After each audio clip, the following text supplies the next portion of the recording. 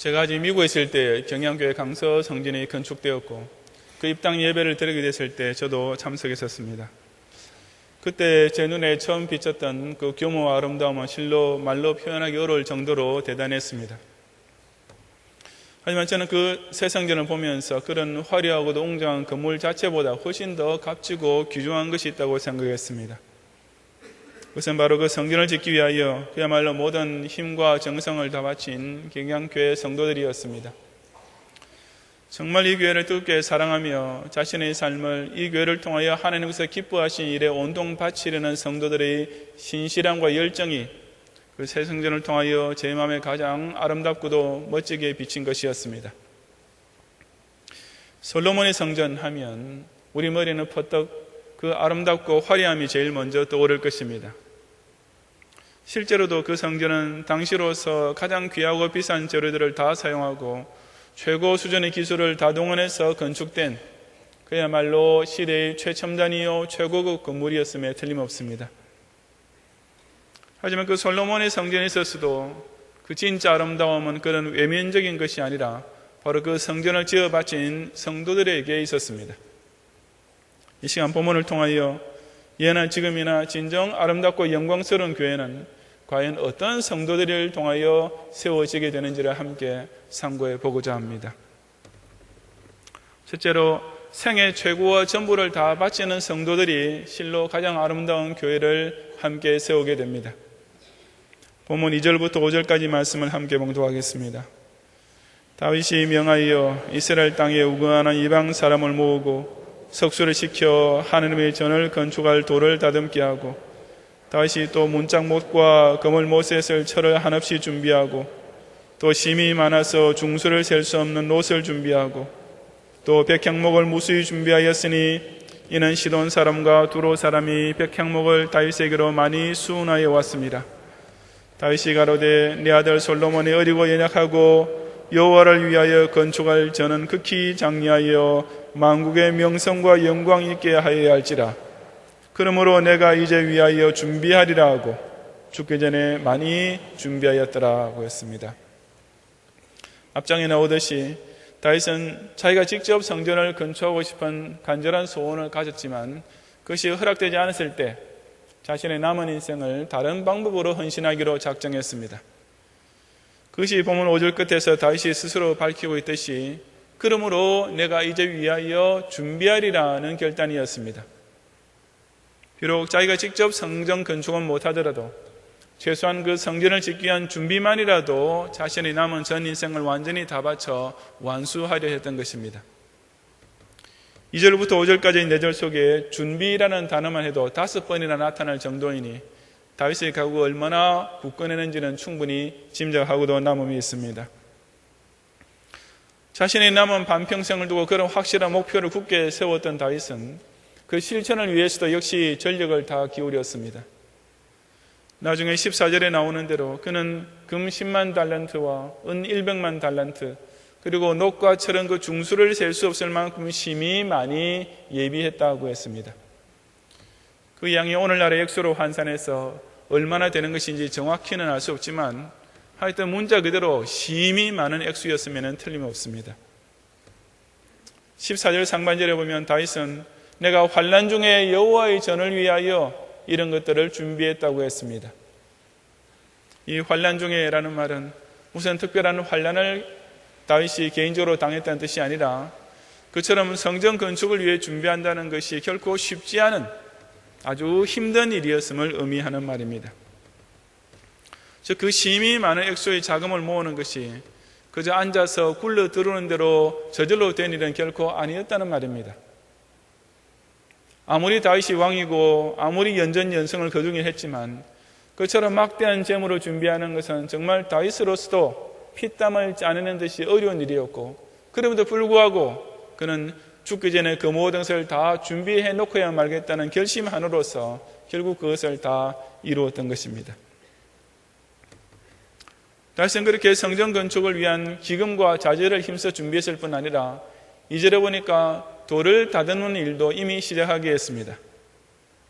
이것은 시간이 많이 소요되는 일이었으므로 건축공사가 본격적으로 시작되기 전에 미리 해두는 것이 지혜로운 계획이었고, 또한 다윗이 자기가 할 수 있는 한도 내에서 어찌하든지 조금이라도 더 많이 성전 건축에 참여하고 싶어 했던 심정을 반영하는 것이기도 합니다. 그처럼 귀금속 자재와 석재뿐 아니라 사절에 보면 당시로서는 최상의 목재였던 백향목 역시 시돈과 두로로부터 수운하여 미리 준비해 두었던 것이었습니다. 이제 내가 성전 건축을 위하여 준비하겠다라는 다윗의 서원은 이처럼 그의 남은 평생을 통해 자신의 모든 힘과 정성을 완전히 다 쏟아바침으로써 이행되었습니다. 그리고 바로 그 결과 다윗의 인생 결론은 하나님과 이스라엘 백성 앞에서 너무나도 명예로운 한 문장, 곧 죽기 전에 많이 준비하였더라는 말로 요약될 수 있었던 것입니다. 제가 미국에 있을 때 어느 목사님의 장례식에 참석한 적이 있었습니다. 그런데 그 유자녀들이 고인이신 아버지께서 생전에 즐겨 들으셨다는 어떤 노래를 장례식 순중에 오디오 기기를 통해 조문객들에게 들려주었는데, 그것은 찬송가가 아니라 저도 잘 모를 무슨 클래식 음악이었습니다. 고인께서 그처럼 음악에 조예가 깊고 고상한 음악을 좋아했다는 점은 충분히 알겠지만, 적어도 평생을 목사로 사셨다는 분의 장례식장에서는 뭔가 끄림직한 느낌이 들지 않을 수 없는 일이었습니다. 또 어떤 장례식장에서는 순서지에 나오는 고인의 약서에 고인께서 생전에 장로나 집사나 권사로 충성하셨다는 내용만 있고 어느 교회인지는 전혀 기록이 없는 경우들도 간혹 있었습니다. 물론 고인께서 가는 곳마다 어느 교회에서든지 충성스럽게 섬겼다는 뜻일 것입니다. 하지만 신자의 생애에서 교회의 직분이 중요한 만큼 그 직분을 가지고 정말 충성스럽게 살았다면 그 섬긴 교회 이름도 역시 중요하지 않을까 하는 생각이 제 머릿속에 잠시 지나갔습니다. 아무 성도는 어느 교회에서 어떤 직분을 받아 구체적으로 이렇게 주 일에 충성하며 그 생애를 바쳤다라는 것은 적어도 한 사람의 인생을 정리하는 약사로서는 가장 명예로운 문구가 아닐 수 없는 것입니다. 여러분께서는 나중에 재림하신 예수님 앞에서 저는 세상에 살 동안 이사가는 대로 대충 가까운 교회에 찾아가서 적당히 교회 생활했습니다 라고 자신의 인생을 보고하시겠습니까? 내가 내 피로 값을 주고 산 교회가 내게는 그렇게 값싸게 여겨지더냐? 예수님께서 우리에게 그렇게 반문하실 때 뭐라고 대답하겠습니까? 그야말로 숯불이 머리에 올려진 것 같은 부끄러운 구원이 될 것입니다. 저와 여러분은 제가 비록 부족하지만 경양교회를 중심으로 저희 남은 모든 생애를 다 바쳤습니다 라고 우리의 인생 약사를 정리하며 주님께 보고할 수 있어야 하지 않겠습니까? 이 세계를 받은 교회를 중심으로 각자 생애의 최고와 전부를 다 바치기로 기쁘게 서원하고, 또한 죽기 전에 많이 준비하는 헌신의 결산을 주님께 바침으로써 우리 경양교회를 실로 극히 장려하고도 만국의 명성과 영광을 펼치는 교회로 함께 세워가는 성도들이 되시기를 바랍니다.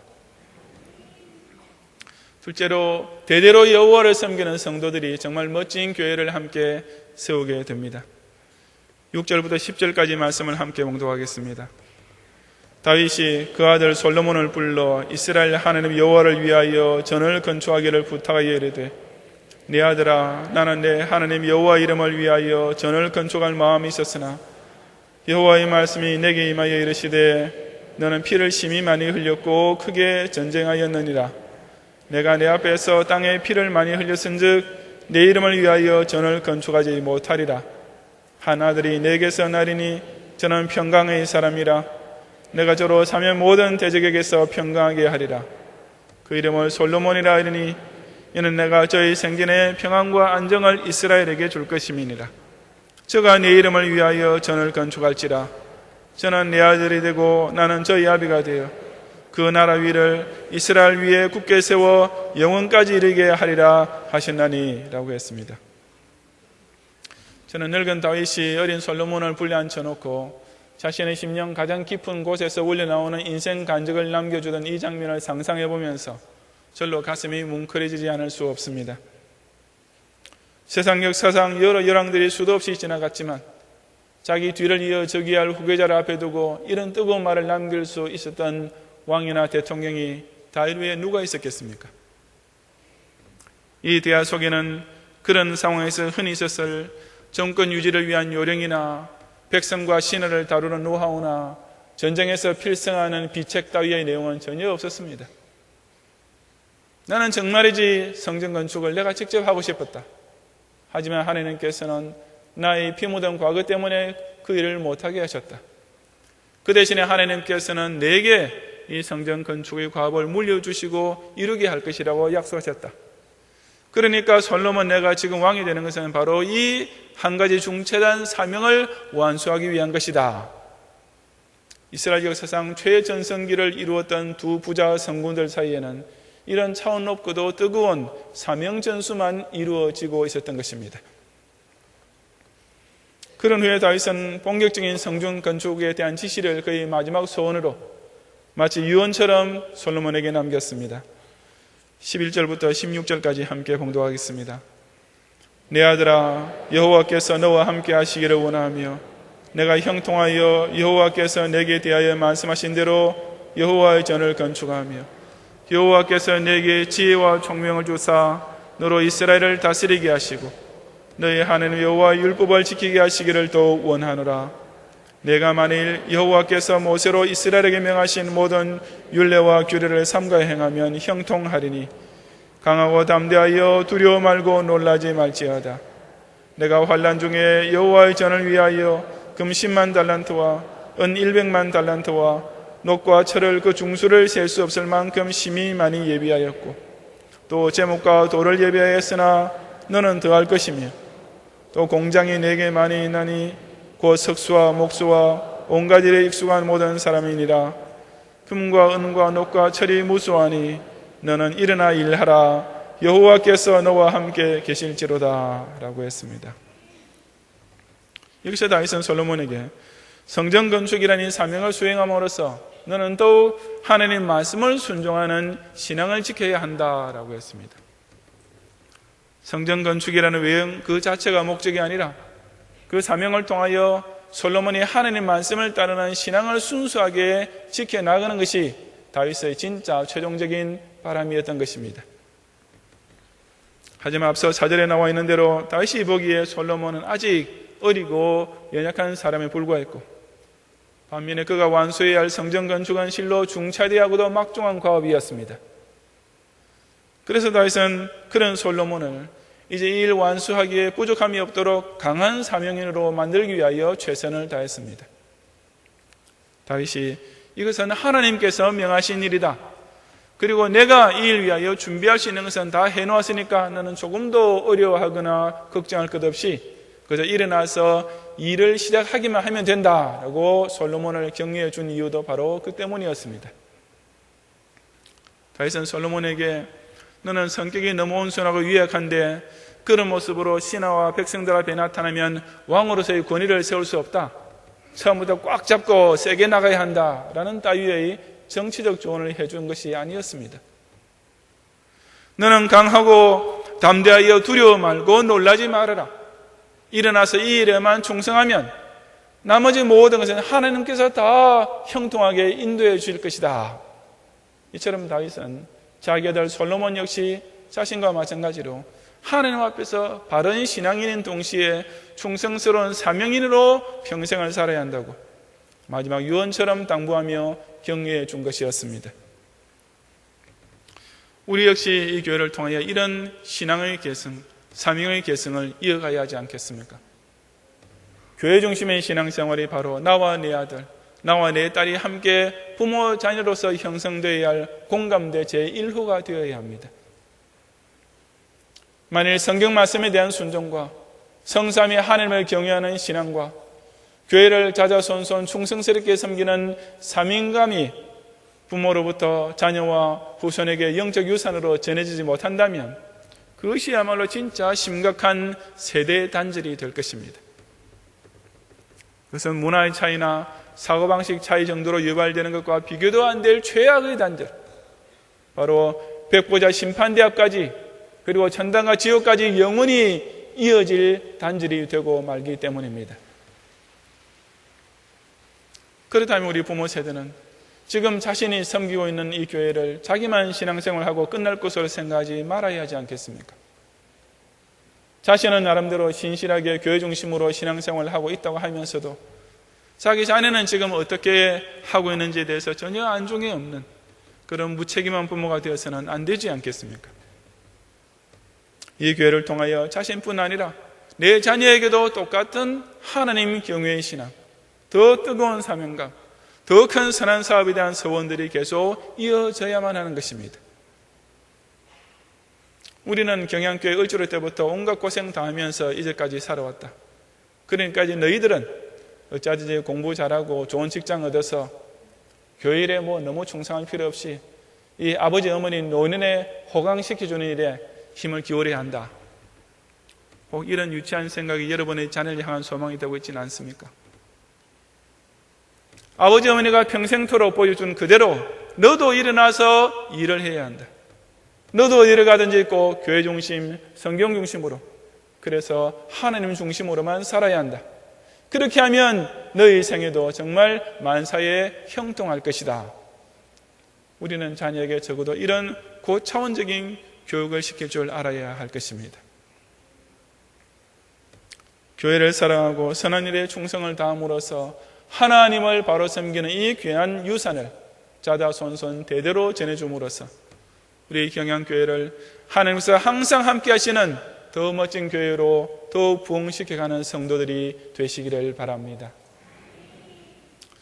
셋째로, 시대적인 사명감에 공감하는 성도들이 진정 영광스러운 교회를 함께 세울 수가 있습니다.